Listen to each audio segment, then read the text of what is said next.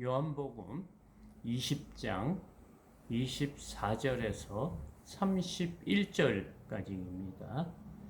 요한복음 20장 24절에서 31절까지 제가 봉독하겠습니다.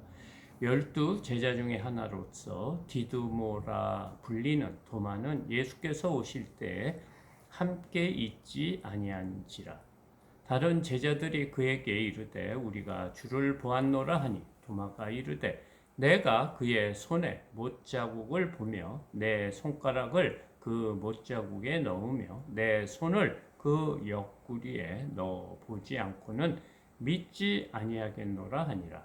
여드레를 지나서 제자들이 다시 집 안에 있을 때 도마도 함께 있고 문들이 닫혔는데 예수께서 오사 가운데 서서 이르되 너희에게 평강이 있을지어다 하시고 도마에게 이르시되 내 손가락을 이리 내밀어 내 손을 보고 내 손을 내밀어 내 옆구리에 넣어보라. 그리하여 믿음 없는 자가 되지 말고 믿는 자가 되라. 도마가 대답하여 이르되 나의 주님이시요 나의 하나님이시니이다. 예수께서 이르시되 너는 나를 본고로 믿느냐? 보지 못하고 믿는 자들은 복되도다 하시니라. 예수께서 제자들 앞에서 이 책에 기록되지 아니한 다른 표적도 많이 행하셨으나 오직 이것을 기록함은 너희로 예수께서 하나님의 아들 그리스도이심을 믿게 하려 함이요 또 너희로 믿고 그 이름을 힘입어 생명을 얻게 하려 함이니라. 아멘. 오늘 설교 말씀 제목을 도마의 믿음과 우리의 믿음이라는 제목으로 은혜를 나누고자 합니다. 오늘 본문은 사실 주님이 부활하신 사건의 세 번째 내용입니다. 그러니까 오늘로써 예수님의 부활 사건을 말하는 것이 마지막입니다. 정말 우리가 하나님을 믿으며 이 신앙생활에 가장 중요한 것이 무엇입니까? 믿음입니다. 믿음이 있어야 항상 믿음을 강조하고 있습니다. 그래서 성경은 믿음이 이런 것이다 라고 히브리서 11장 1절에는 이렇게 말하고 있습니다. 믿음은 바라는 것들의 실상이요 보이지 않는 것들의 증거니라 하고 말하고 있습니다. 이 믿음이라는 것을 히브리 기자가 우리들이 이 믿는 사람들이 가져야 할 마음의 자세를 말하는 겁니다. 그러니까 바라는 것이 아직 이루어지지 않았지만 그것을 하나님께 기도한 내용이 이루어진 것을 믿는 믿음을 말합니다. 아직 눈으로 확인되지 않은 우리가 바라는 것이 이미 이루어진 것으로 여기는 것을 의미합니다. 왜냐하면 우리의 믿음의 대상이 바로 전지전능하신 하나님이시기 때문입니다. 그분은 못할 일이 없으신 이 우주 만물을 창조하신 전지전능하신 하나님 앞에 기도하고 또 하나님께서 약속하신 것이 이루어질 것이라는 것을 믿는 그 믿음을 말하고 있습니다. 그러니까 이 믿음이란 이 하나님과의 관계를 말하는 것입니다. 그래서 성경에서는 하나님이 아브라함에게 밤하늘의 별을 이렇게 수없이 많은 별을 보여주며 내 자식이 이와 같이 많으리라 하신 말씀을 아브라함이 믿었다고 합니다. 그것을 믿음을 설명할 때 예를 들었습니다. 그러니까 그 당시 아브라함이 나이가 70세였고 그 당시는 모두 사라도 늙었고 아브라함도 늙어서 아들도 없는 상태에서 하나님께서는 그 아브라함에게 너의 자식이 하늘의 별처럼 바닷가의 모래알처럼 많을 것이다 하는 그 말씀에 대해서 아브라함이 믿었다는 것입니다. 그리고 25년을 기다려서 이삭이라는 아들을 낳았습니다. 그래서 성경은 이런 관계를 믿음이라 이렇게 말하고 있습니다. 우리도 사람과의 관계에서 신뢰가 매우 중요합니다. 우리나라 속담에도 팥으로 매주를 쓴다 해도 나는 그 사람을 믿는다. 매주를 콩으로 써야 되는데 그 사람의 얼마나 신실했던지 팥으로 매주를 썼는데도 그것을 믿었다는 그런 의미가 있습니다. 그리고 신뢰가 없는 사람한테는 그 사람은 콩으로 매주를 써도 믿지 않는다. 그러니까 콩으로 매주를 써야 되는 게 맞는데 그 사람이 콩으로 매주를 썼다 해도 사람들이 믿지 않는다는 거예요. 그래서 오늘 도마를 통해서 믿음이 무엇인지 살펴보려고 합니다. 24절과 25절입니다. 12 제자 중에 하나로서 디두모라 불리는 도마는 예수께서 오셨을 때 함께 있지 아니한지라. 다른 제자들이 그에게 이르되 우리가 주를 보았노라 하니 도마가 이르되 내가 그의 손에 못자국을 보며 내 손가락을 그 못자국에 넣으며 내 손을 그의 옆구리에 넣어 보지 않고는 믿지 아니하겠노라 하니라. 지난주 예수님께서 부활하신 것에 대해서 첫 번째로 사랑하는 막달라 마리아에게 보여주셨습니다. 그리고 막달라 마리아를 통해서 예수님을 사랑하는 것, 예수님을 진정으로 사랑하는 것이 무엇인지를 말씀해 주셨습니다. 그리고 오늘은 의심 많은 도마를 통해 바른 믿음이 무엇인지 말씀하고 있는 것 같습니다. 요한은 이 도마의 이름을 디두모라는 그런 말까지 하며 도마를 잘 아는 것처럼 말하고 있습니다. 오늘 본문은 공관 복음에서는 없습니다. 그러니까 마태, 마가, 누가복음에 없는 내용을 요한복음에만 기록된 내용입니다. 이 요한이 도마에게 특별한 관심을 보이고 있는 것이 있는데요.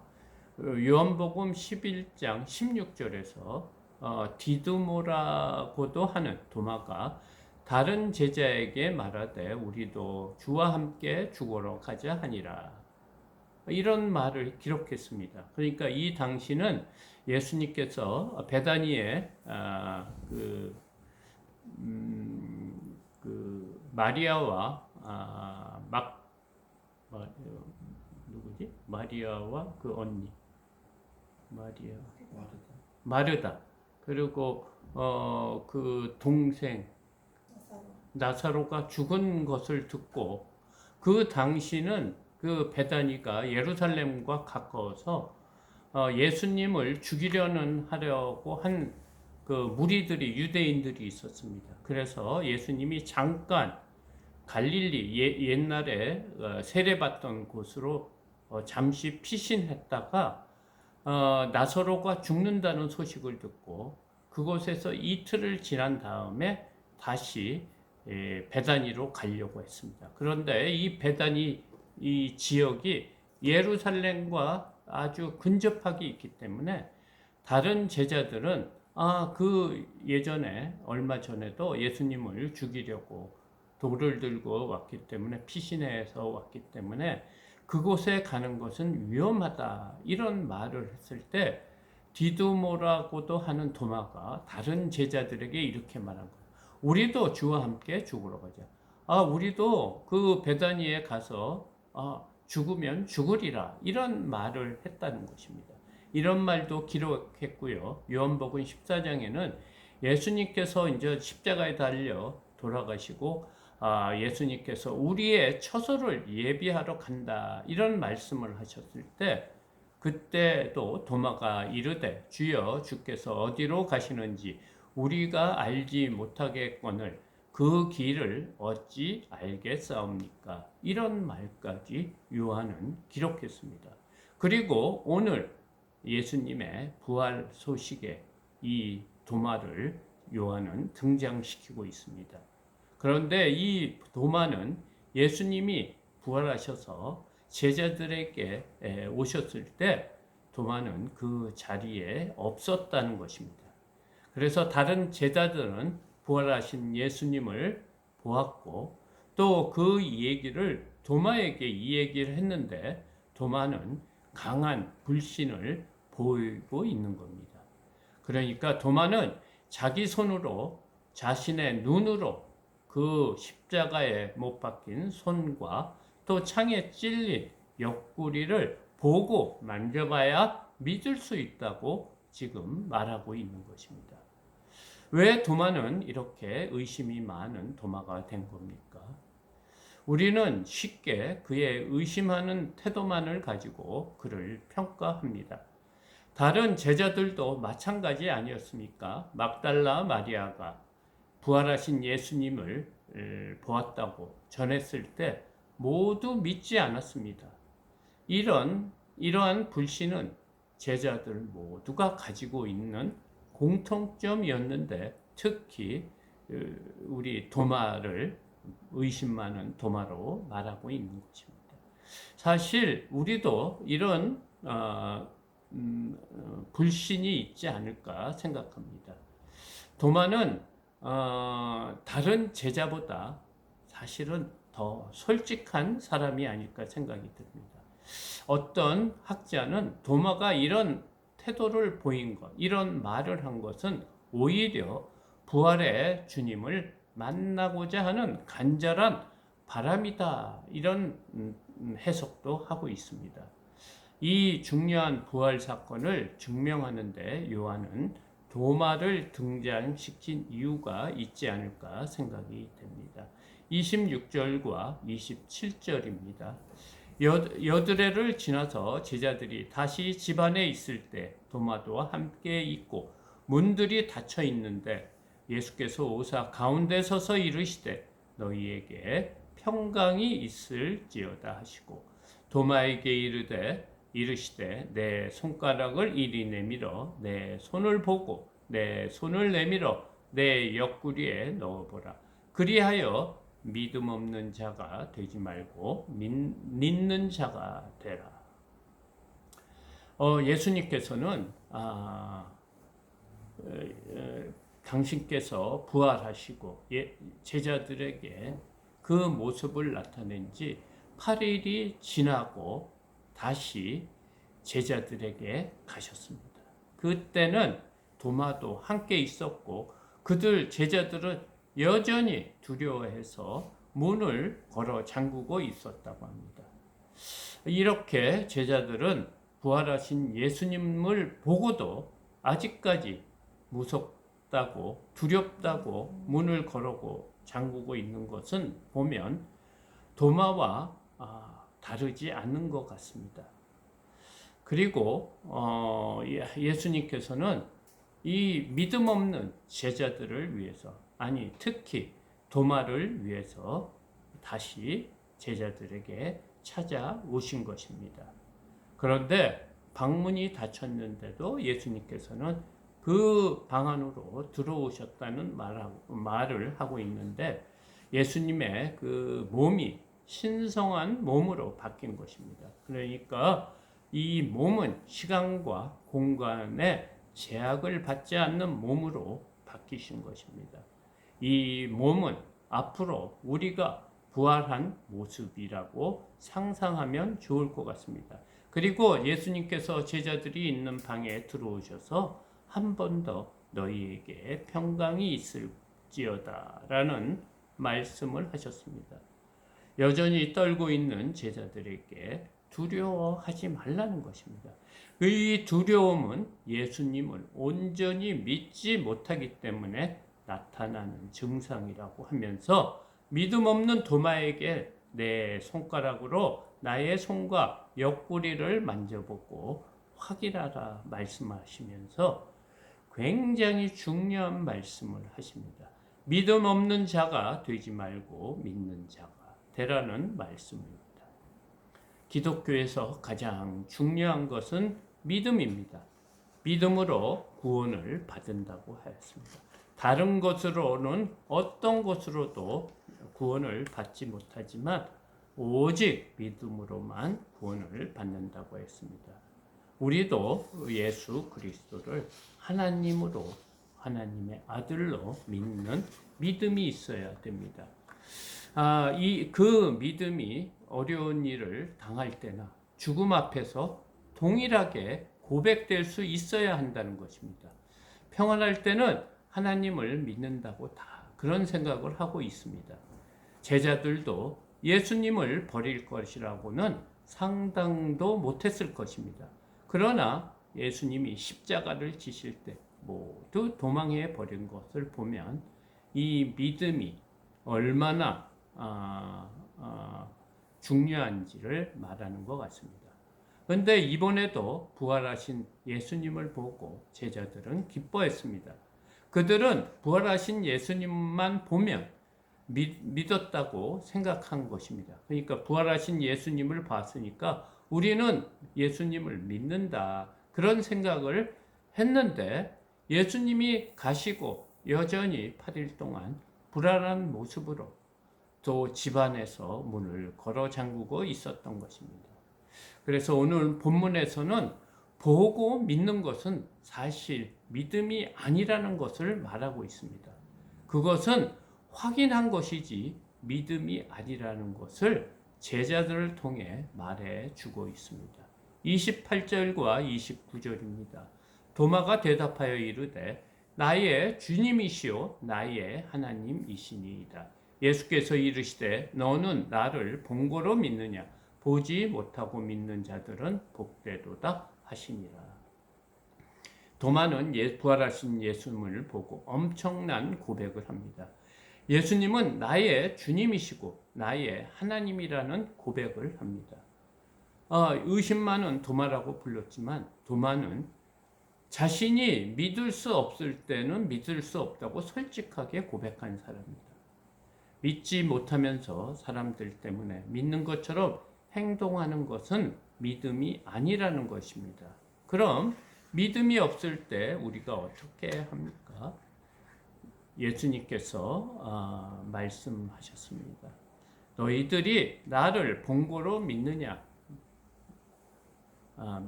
보지 못하고 믿는 것이 복되도다 하는 그런 말씀을 하셨습니다. 우리가 믿음이 없을 수 있습니다. 그럴 때 솔직하게 도마처럼 믿음이 없다고 주님 앞에 나아가 고백을 해야 됩니다. 그래야지 예수님께서 그 우리의 솔직한 마음을 보시고 우리를 도와줄 수 있다는 것입니다. 이 믿음이란 우리의 노력으로 되는 것이 아니라고 하는 것입니다. 이 도마를 통해서, 이 제자들을 통해서 이 믿음이란 너의 노력으로, 힘으로 생기는 것이 아니라고 말하는 것입니다. 그래서 예수께서는 너는 나를 본고로 믿느냐? 이 말을 나를 본다고 해서 믿음이 생긴 것이 아니라는 것입니다. 보는 순간에는 믿는 것 같습니다. 그러나 어려움이 닥치면 그렇지 않다는 것입니다. 그래서 예수님께서는 보지 않고 믿는 믿음이 복되도다 라고 말하고 있습니다. 그러면서 예수님께서 그 도마에게 이 엄청난 고백을 하는 이 도마에게 예수님이 이런 말을 하시는 것입니다. 너는 나를 주님으로 생각하고 믿고 나를 하나님이라고 정말로 고백하느냐? 이런 말씀을 하시는 것과 같습니다.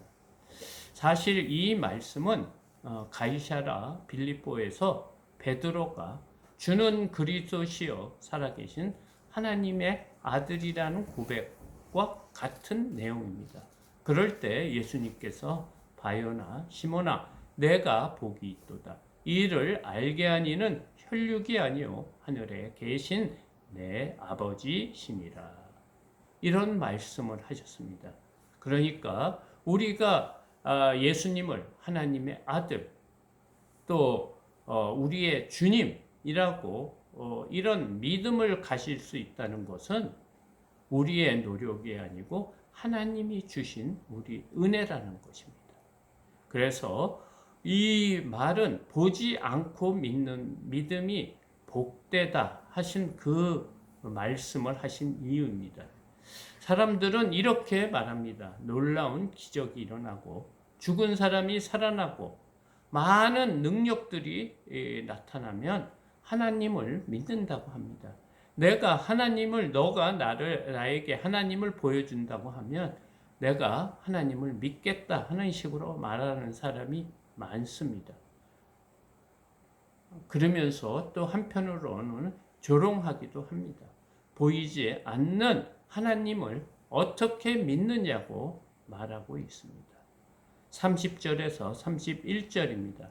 예수께서 제자들 앞에서 이 책에 기록되지 아니한 다른 표적도 많이 행하였으나 오직 이것을 기록함은 너희로 예수께서 하나님의 아들 그리스도이심을 믿게 하려 함이요 또 너희로 믿고 그 이름을 힘입어 생명을 얻게 하려 함이니라.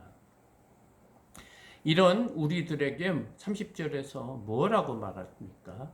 예수께서 제자들 앞에서 이것 외에 여러 가지 표적을 행하셨다고 합니다.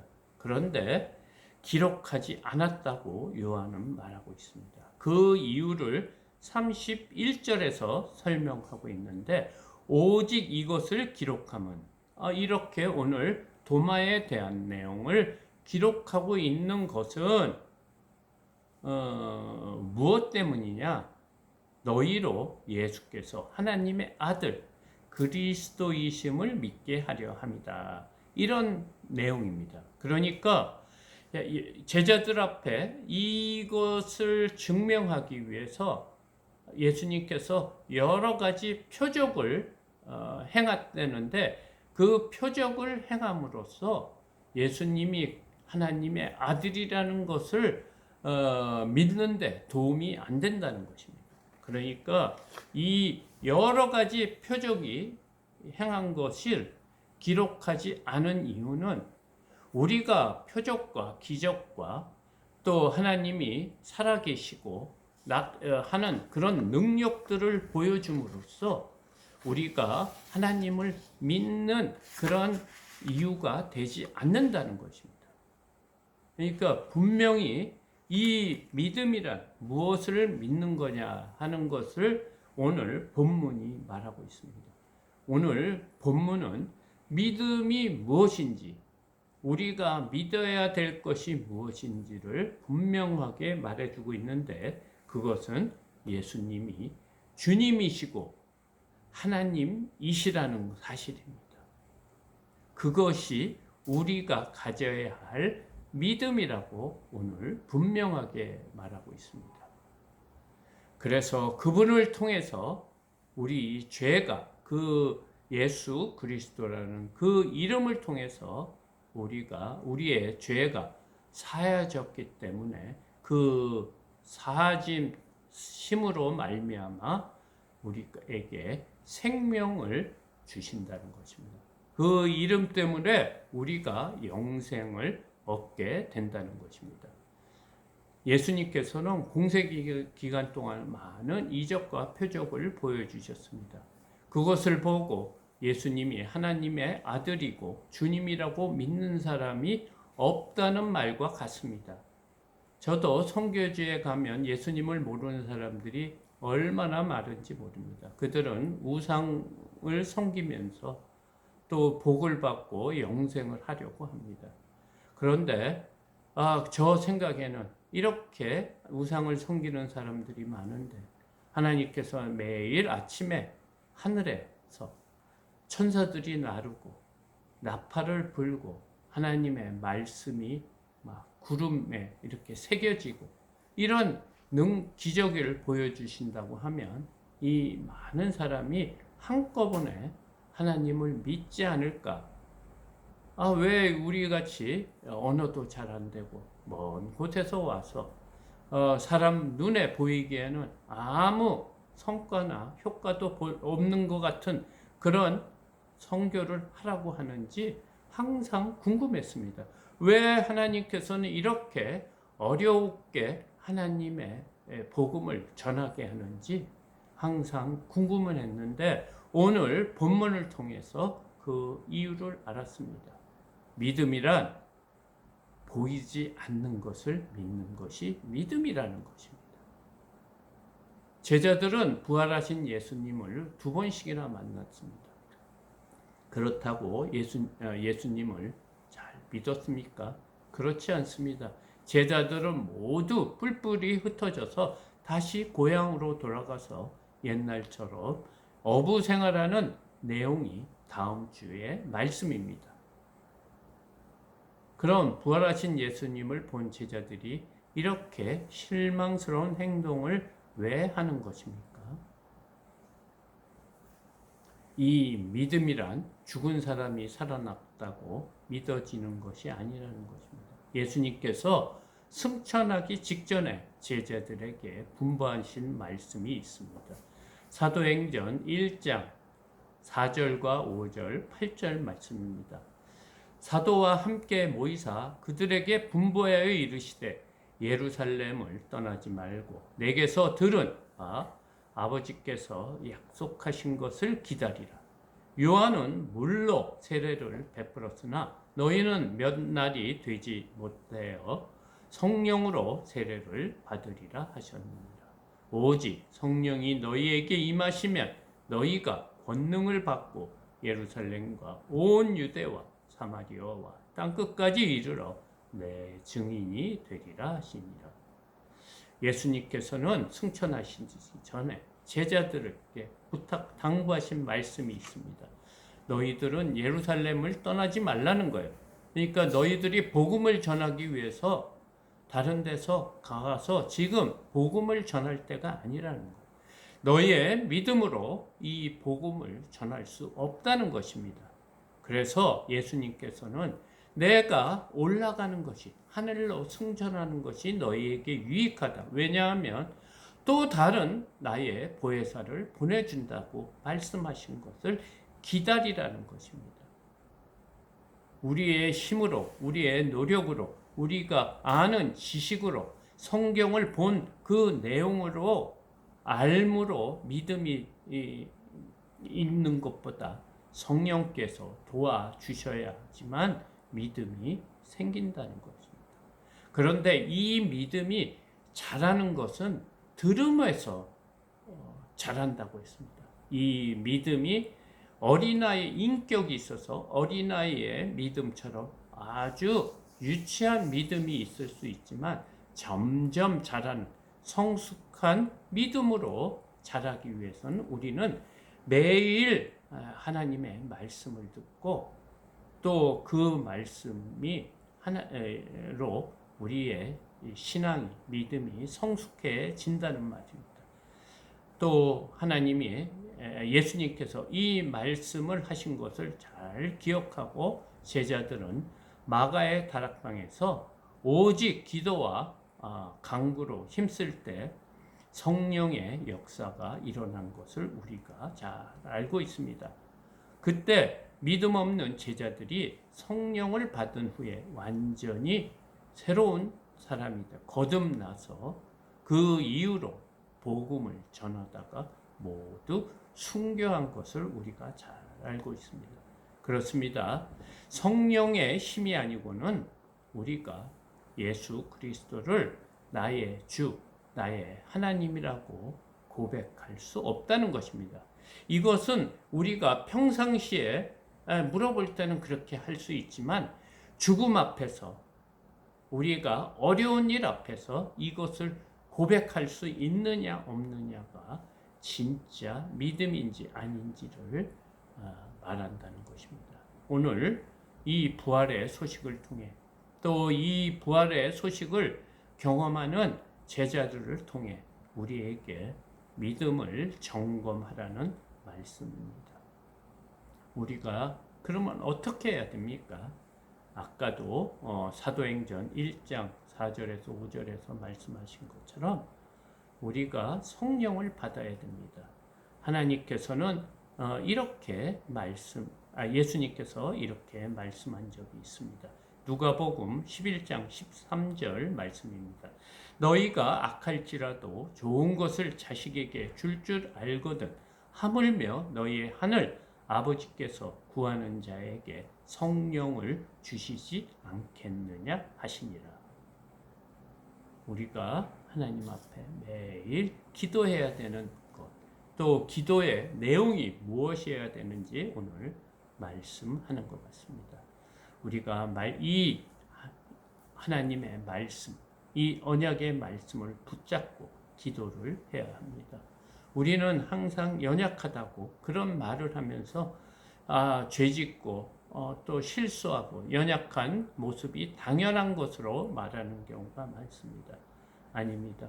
보혜사 성령님을 받으면 우리의 믿음이 강해진다고 합니다. 죽음 앞에서도 두려워하지 않고 하나님을 인정하고 복음을 전하는 자로 될 수 있다고 오늘 도마를 통해 예수님께서는 이렇게 말하고 있습니다.